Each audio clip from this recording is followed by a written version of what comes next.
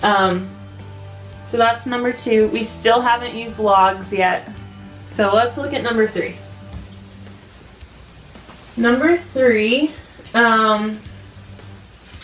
we're going to write down what A equals P equals R N T. So let's see.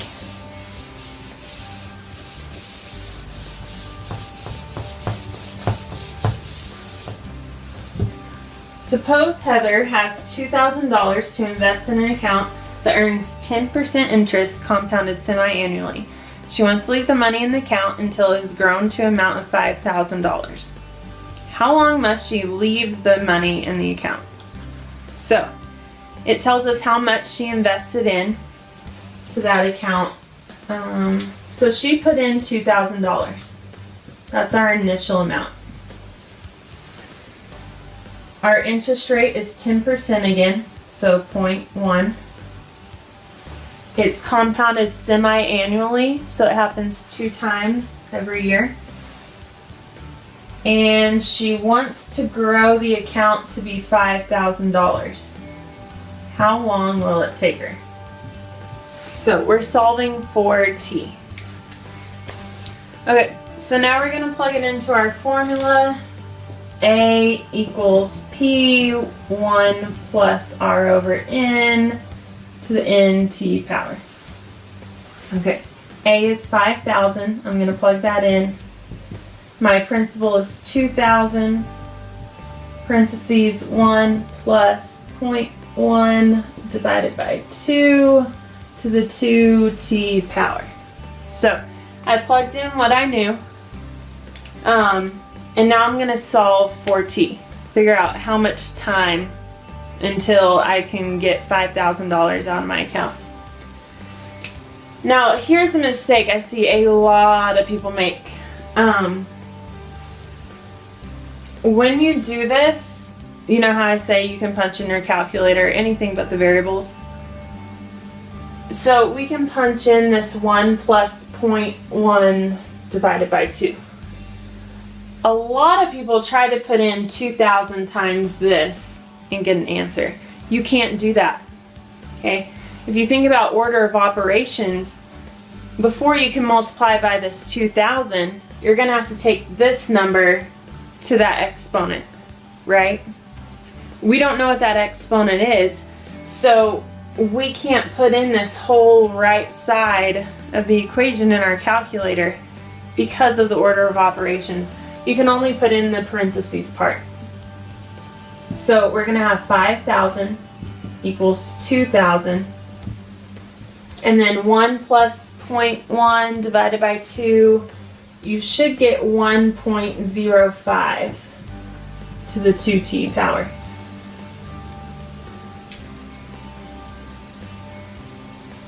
Okay, so now we're going to solve for T. This is just like yesterday, how you have 3 different types of problems. One type is if you have no log terms at all, right? And if that happens, you get the term with the variable and the exponent, you get that by itself, and then you take the log of both sides, okay? So to get it by itself, we're going to have to divide by 2,000 to both sides. Okay, so 5,000 divided by 2,000 gives me 2.5. And now I have that term with the exponent, with the variable, I have it by itself. Okay, so once you have that, you can take the log of both sides.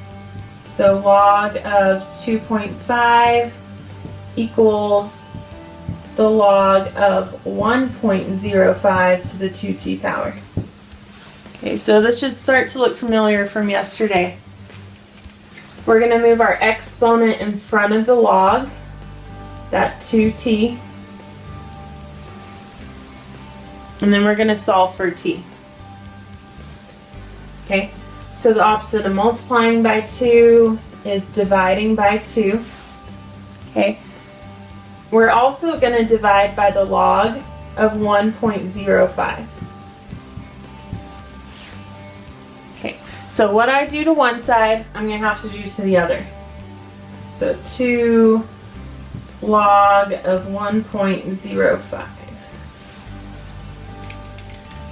Okay, we talked about this yesterday. Make sure that you close the parentheses on the log of 2.5, and you have to put the denominator in parentheses also. So parentheses 2 log of 1.05. Okay, so make sure you have those parentheses right. Punch it in your calculator.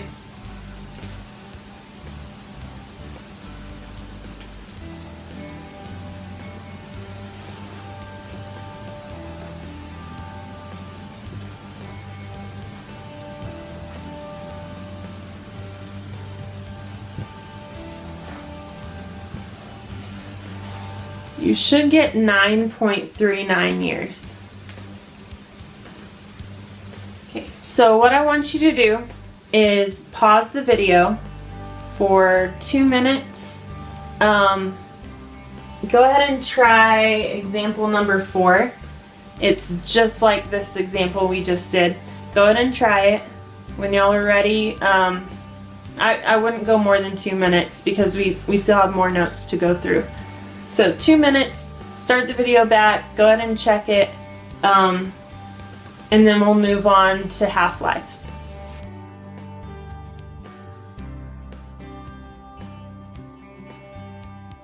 Okay, so on example number 4, you should have plugged in the numbers that you do know. My amount is 14,000, my principal is 5,000. My rate, whenever I change it to a decimal, is 0.08 because it's 8%. Move the decimal twice. My N, since we're talking about it being quarterly, that means it happens 4 times a year. So my N is 4, and we're trying to solve for T. Okay, so I'm going to figure out what the inside of that parentheses gives me. So 14,000 equals 5,000 times 1 plus 0.08 divided by 4. You should get 1.02 to the 4t power. Okay, so I'm going to try to get this term with the variable and the exponent. I'm going to try to get it by itself. So divide by 5,000 to both sides. And I got 2.8 equals 1.02 to the 4t power. Now that that term is by itself, I can take the log of both sides.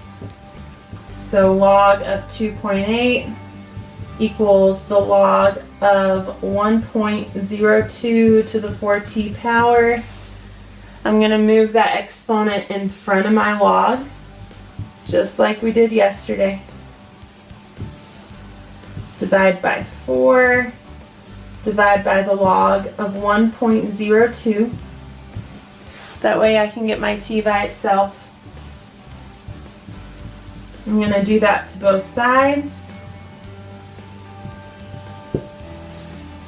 Okay, make sure your parentheses are right. And you should get 12.998 years, or 13 years if you want to round it. Okay, if you didn't get that, you need to check your parentheses. Okay. Now, I want to go ahead and start on the next set of notes. The next set of notes talks about half-lives. So says the half-life of a radioactive substance is the time it takes for half of the substance to decay. And it gives you the formula. It tells you what each one means. So definitely keep these notes out whenever you do your worksheet, because it has the formulas all written out. So I do it the same way as my compound interest, where I write down the parts to my formula and I fill them in, I figure out what I need to solve for, stuff like that. So let's look at number 1. We need to figure out N, which at the top of your note says it's the amount remaining after a certain time, which is just like the A in your compound interest equation. So compound interest and half-life can be similar, I guess, in certain ways. So N is the amount after a certain time. N with the subscript of O is your, or 0, is your initial amount of the substance. And then we have H. Sometimes it'll tell you what the half-life is. Sometimes you'll have to figure that out. And then T is for time. Alright, so number 1, the half-life of the sulfur 35 isotope is 87.1 days. So they tell us what the half-life is. That is our H. 87.1 days.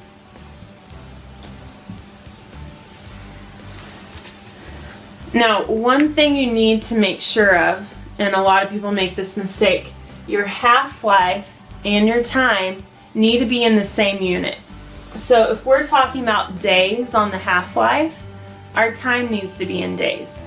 If we're talking about years, they both need to be in years. Seconds, minutes, whatever the unit is, they both need to be in the same unit. Okay? So sometimes you might have to convert to get it to be the same unit. Alright, so let's keep reading here. How much of a 2-gram sample will remain after 100 days? So we're starting out with a 2-gram sample. That's our initial amount. And our time is 100 days. So they're both, I can't spell, they're both in days, so that's good. We don't have to convert anything. And we want to figure out how much is left after this certain time. So let's go ahead and plug it into our formula. Our formula is N equals NO. Let's see, the original amount times 1/2 to the T divided by H. Okay, so we're going to plug this in. We don't know what N is. We do know that our initial amount is 2 times 1/2 to the T, which is 100, divided by 87.1. Okay, so since that whole right side are numbers, we don't have any variables, we can punch this whole thing into the calculator and get our answer. Okay, so go ahead and punch in exactly how you have it. 2 parentheses, 1 divided by 2, close your parentheses, press the caret button, and make sure this 100 divided by 87.1 is in the exponent. It's little. If you want to put this 100 divided by 87.1 in parentheses, you can. You don't have to, as long as they're both in the exponent. They're both little numbers. So punch that in.